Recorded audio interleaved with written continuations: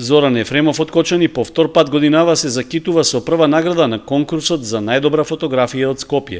Во конкуренција од 53 учесници и близу 1000 пријавени фотографии, неговата панорамска гледка на дел од објектите на проектот Скопје 2014 ги освои симпатиите на членовите на жири комисијата, кои едногласно го прогласија за победник на конкурсот. Но тоа не било се, туку мотивите што Ефремов ги одбрал за да ги забележи со својот фотоапарат не ги оставиле рамнодушни, па одлучиле да му доделат уште една трета награда.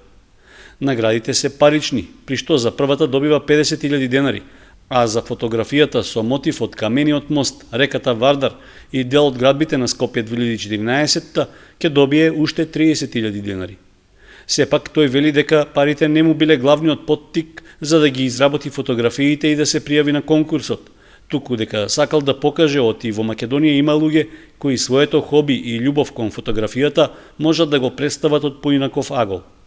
Според пропозициите на конкурсот, секој учесник можел да испрати повеќе фотографии, а Ефремов се одлучил да учествува со 20.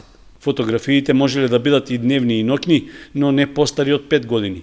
По завршувањето на конкурсот и доделувањето на наградите, градот Скопје го задржува правото да ги користи наградените фотографии за своји потреби, но за некомерцијални цели.